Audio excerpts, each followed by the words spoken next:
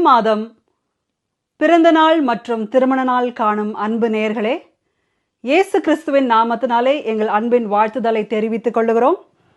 Light of the world ministry சார்பாகவும் எங்கள் வாழ்த்துதலை தெரிவித்துக் கொள்ளுகிறோம். கர்த்தர் தாமே உங்களை ஆசிர்வதிப்பாராக. ஆமேன். சென்னை ஆவடியில் நீதியின் சூரியன் ஊழியங்கள் நடத்தும் பொது கன்வென்ஷன் கூட்டம் 2026 நாள் ஆகஸ்ட் 15 மற்றும் 16 சனி ஞாயிறு ஆகிய 2 நாட்களிலும் தினமும் மாலை 5:30 மணிக்கு நடைபெற இருக்கின்றது. நடைபெறும் இடம் ராஜீவ் காந்தி நகர், CRPF கேம்ப் எதிரில், ஆவடி, சென்னை 55. தேவ செய்தியாளர் ரெவரன் இரா மணி ஐயர் அவர்கள். Light of the world ministries India. பாடல் மற்றும் ஆராதனை நீதியின் சூரியன் வாலிபர் குழுவினர். தலைமை ஏற்பவர் ரெவரன் எம் சுந்தர்ராஜ், ஸ்தாபகர் நீதியின் சூரியன் ஊழியங்கள்.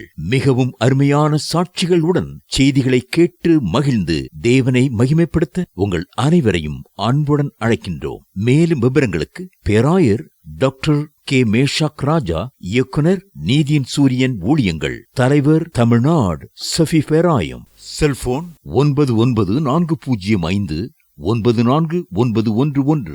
விடுதலை சுவிசேஷ கூட்டங்கள். அன்பிற்குரியவர்களே, செய்யூரை அடுத்த சிறுமயலூரில் மறுரூபமாக்கும் தேவனுடைய சபை நடத்தும் விடுதலை சுவிசேஷ கூட்டங்கள் ஆகஸ்ட் மாதம் 22, 23 சனி ஞாயிறு ஆகிய 2 நாட்களிலும் தினமும் மாலை 5:30 மணிக்கு நடைபெற இருக்கின்றது. நடைபெறும் இடம் 19/3B அம்பேத்கர் திரு, எரவாநல்லூர், சிறுமயலூர், செய்யூர், செங்கல்பட்டு 603310. சிறப்பு தேவ செய்தி அளித்து உங்கள் அனைவருக்காகவும் பாரத்தோடு ஜெபிக்க இருக்கிறவர் சகோதரர் இரா மணி ஐயர் அவர்கள். Light of the world ministries India. அன்பிற்குரியவர்களே, சுற்றுவட்டார பகுதியில் உள்ள அனைத்து அன்பர்களும் இந்த 2 நாள் கூட்டங்களில் பங்கு பெற்று இறையாசியையும் தெய்வீக சமாதானத்தையும் பெற்றுக்கொள்ள உங்களை அன்புடன் அழைக்கும் அன்பு போதகர் ஜே திலீப் குமார். செல்போன் 9708900022. அன்பானவர்களே, ஒவ்வொரு நாளும், ஒவ்வொரு மாதமும், என் ஒவ்வொரு நிமிடமும் தேவனாகி கர்த்தர் நமக்கு ஈவாய் கிருபையாய் தருகிற காலங்கள் தான். ஆகவே காலம் பொல்லாதவைகளாய் இருக்கிறபடினால் நாட்களை பிரயோஜனப்படுத்திக் கொள்ளுங்கள் என்ற தேவனுடைய ஆலோசனையை கேட்டவர்களாக அந்தபடி நடக்கிறவர்களாய் நான் இருப்போமானால், இப்போ நாம் கேட்க போகிற இந்த தீர்க்க தரிசன வாக்குத்தத்த செய்தி உங்களுடைய இல்லற வாழ்க்கையிலும் ஊழியத்திலும் உங்கள் குடும்பத்திலும் ஆமென் என்றும் நிறைவேறும். தேவனாகிய கர்த்தர் இஸ்ரவேல் தேசத்தை குறித்து வைத்திருக்கிற திட்டங்கள், இப்போ இந்த நாட்கள்ல தேசங்கள்ல நடந்து கொண்டிருக்கிற யுத்தங்கள், இவை எல்லாவற்றை குறித்து நாம் சிந்தித்தாலும் இப்பொழுது தேவன் நமக்கு தருகிற இந்த வார்த்தையில பல ரகசியங்கள் அடங்கியிருக்கு. இதற்கு செவி கொடுப்பீங்களா? நிச்சயமா உங்க இல்லற வாழ்க்கை, ஊழியம், செய்கிற வியாபாரங்கள், நீங்க எதிர்பார்த்து கொண்டிருக்க நல்ல வேலை வாய்ப்புகளை கர்த்தர் தந்து உங்களை இன்னும் மகிழ்ச்சி செய்வார். இதோ ஏசாயாவின் புஸ்தகத்துல 17ஆம் அதிகாரம் 8ஆம் வசனத்தை படிக்கும் போது நாம் கண்டு கொள்ளலாம். Book of Isaiah chapter 17 verse 8. தன்னை உண்டாக்கினவரையே நோக்குவான், அவன் கண்கள் இஸ்ரவேலின் பரிசுத்தரையே நோக்கி கொண்டிருக்கும். தன்னை உண்டாக்கினவரையே நோக்குவான். இதுவரைக்கும் யார் நமது சிருஷ்டிகர் அல்லது நம்முடைய சிருஷ்டிகருடைய தன்மை என்ன என்பதை தெரிந்து கொள்ளவோ அல்லது அறிந்து கொள்ளவோ நாம் நேரத்தின் காலத்தில் கொடுக்காமல் இருந்தோம். இதுவரைக்கும் பணமே பிரதானம், பதவியே பிரதானம். இந்த உலகத்துல இந்த சூப்பர் பவர் என்று சொல்லிக் கொள்ளக்கூடிய அந்த தேசம்தான், அந்த தேசத்திலே போய் வாழ்வதுதான் அல்லது சிட்டிசன்ஷிப் எடுப்பதுதான் பெரிய மேன்மையாக நாம் எண்ணின காலங்களாம் உண்டு. ஆனால் இப்போ காலம் போய் கொண்டிருக்கிறத பார்த்தா எங்க நிம்மதி கிடைக்கும் ஐயா? எந்த இடத்துல அமைதல் உண்டாகும்? அல்லது எந்த இடத்துல நாங்களும் எங்கள் சந்ததியாரும் குடும்பத்தாரும் விடுதலையோடு வாழ முடியும் என்கிற கேள்வியோடு தான் எல்லாருடைய கண்களும் நோக்கி கொண்டிருக்கிறது. இந்த உலகத்தை நோக்கி கொண்டிருக்க மக்கள் நிம்மதியற்று, ஆறுதலற்று, கலங்கி, தவித்து, வேதனைப்பட்டு கொண்டிருக்கிறாங்க. நானும் கூட ஒரு காலத்துல இயேசுவை அறியும் முன்பாக இப்படிப்பட்ட காரியத்தை நான் நோக்கி இருந்தேனா? வாசிக்கலாமா?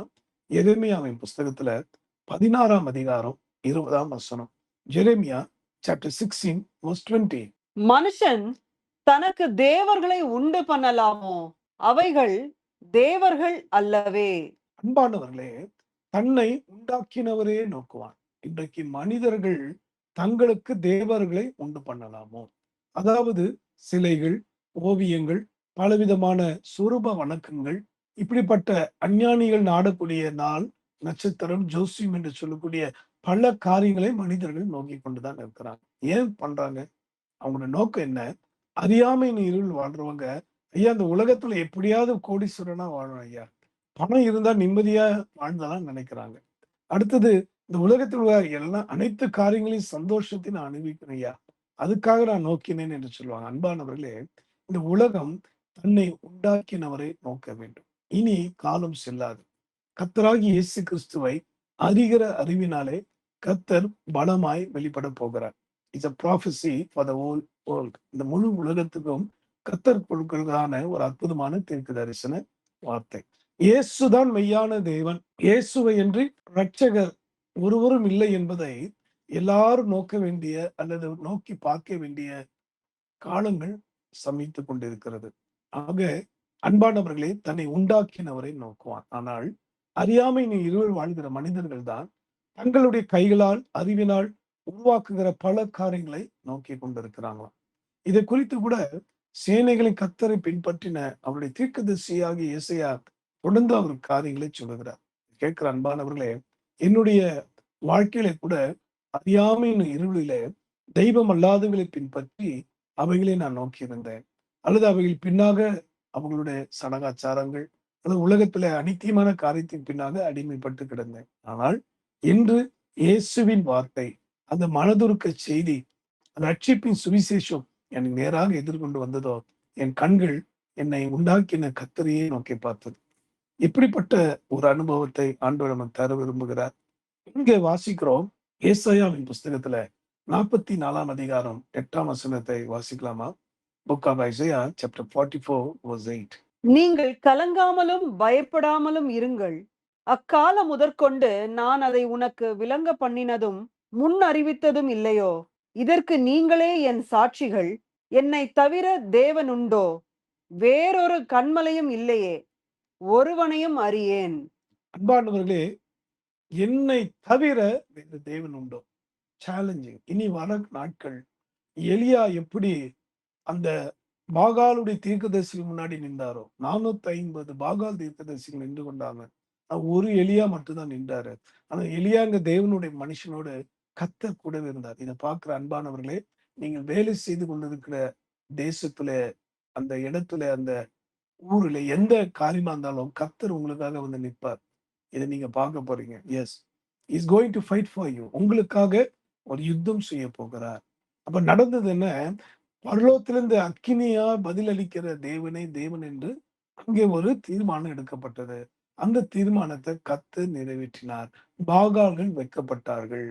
என் அன்பான தேச மக்களே, என்னுடைய அருமையான சகோதரி சகோதரியே, நீ வெட்கப்பட வேண்டும் என்று சொல்லி பிசாசு பல நூதனமான சட்டங்களை, பல தந்திரமான மனுஷர்களை கொண்டு எவ்வளவு ஆழமாக அல்லது எவ்வளவு நீளமாக, எவ்வளவுக்கு கர்த்தருடைய ராஜ்யத்துக்கு விரோதமாக, இயேசு கிறிஸ்து தன்னுடைய ரத்தத்தினால் சம்பாதித்த சபைக்கு விரோதமாக செயல்பட்டாலும் எத்தனையோ சாம்ராஜ்யங்கள் கர்த்தராகிய தேவனுடைய சுவிசேஷத்துக்கு விரோதமாக எழும்பினது.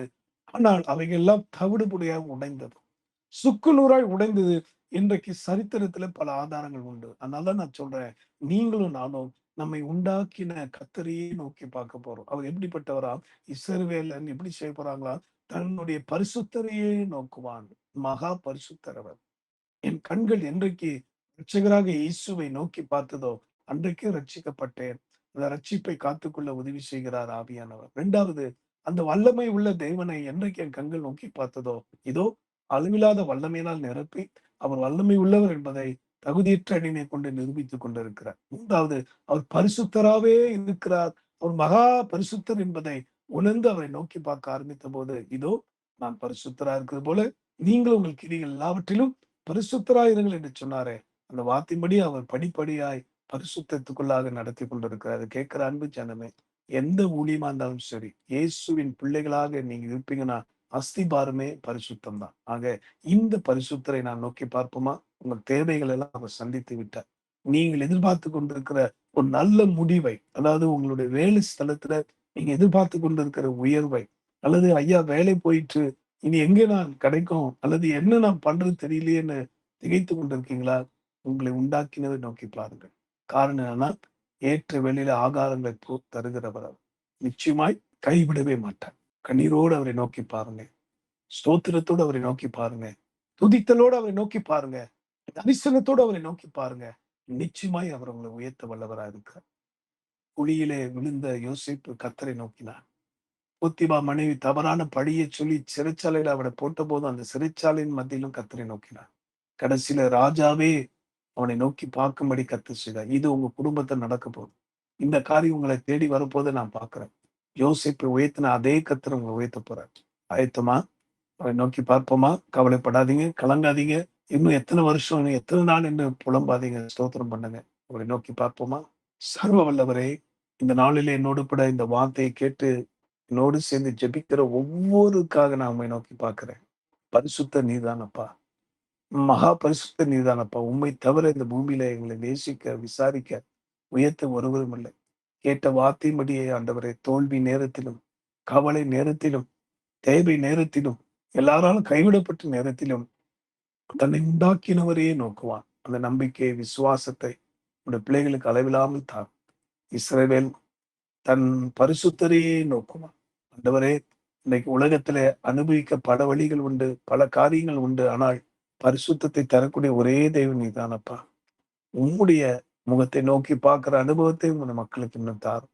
யாரெல்லாம் வேலை வாய்ப்புக்காய் காத்திருக்கிறார்களோ, யாரெல்லாம் வேலையை எழுந்து இனி என்ன நடக்கும் என்று புலம்பிக் கொண்டிருக்கிறார்களோ அவர்களை ஆற்றி தேற்றும். தங்கள் இஸ்ரவேலர் உண்டாக்கினவர் நோக்கி பார்க்கட்டும்.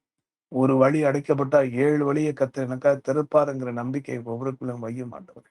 நோயோடும் பலவீனத்தோடு இருக்கிறவர்கள் யாரெல்லாம் என்னோடு சேர்ந்து ஜெபிக்கிறார்களோ, கேட்ட தீர்க்க தரிசன வார்த்தையின்படியே வருக வரைக்கும் உம்மை நோக்கி பார்க்கிற அனுபவத்தை தார். நீர் ஒருவரே பரிசுத்தர். நாரநாதா, கர்த்தராகி இயேசுவே, சீக்கிரமா ஜெபத்தை கேட்டீரே, உமக்கு நன்றி. உங்களுடைய பிள்ளைகளை பேர் பேரா நீர் ஆசீர்வதித்ததுக்காக ஸ்தோத்திரம். அடைப்பட்ட வாசல்லாம் திறக்கப்பட்டதுக்காக ஸ்தோத்திரம். புதிய ஆறுதல், சமாதானத்தின் மகிழ்ச்சியை தந்து ஜீவனுள்ள தேவனை சேவிக்கிற மக்களுக்கும் ஜீவன் அட்டவிழ்ப்பினாய் போய்கொண்டிருக்கும் உள்ள வித்தியாசத்தை இந்த நிமிஷத்துல இந்த செய்தியை பிறருக்கெல்லாம் பகிர்ந்து கொள்றாங்களோ, எந்த இடத்துல தேசத்திலே ஆண்டவரே இவைகளை அப்பொழுதே நீ நிரூபித்து ஆண்டவரே உன் பிள்ளைகளை ஆசீர்வதிப்பதுக்காக ஸ்தோத்திரப்பா. துதி கன மகிமையெல்லாம் நமக்கு செலுத்துகிறோம். இப்ப இயேசு மூலமா ஜெபிக்கிறோம். நல்ல பிதாவே, ஆமென். தேவனாகி கர்த்தர் அவரே நோக்கி பார்ப்போம். அந்த பரிசுத்தரே நோக்கி இருப்போம். மறுபடியும் சொல்றேன், நீங்க நினையாத நன்மைகளும் எதிர்பாராத மேன்மையான காரியங்களையும் கர்த்தர் உங்களுக்கு தரப்போகிறார். அது இந்த நிமிஷத்துல இருந்தே தொடங்கிட்டு கர்த்தர் உங்களை ஆசீர்வதிப்பார். God bless you. கர்த்தருக்கு ஸ்தோத்திரம். இவ்வளவு நேரம் தேவனுடைய வார்த்தையை கேட்ட நீங்க ஆசீர்வதிக்கப்பட்டிருப்பீங்க என்று நம்புகிறோம். யூடியூபில் ஷேர் பண்ணுங்க, சப்ஸ்கிரைப் பண்ணுங்க, பெல் ஐக்கான் மறக்காம கிளிக் பண்ணுங்க. தேங்க்யூ.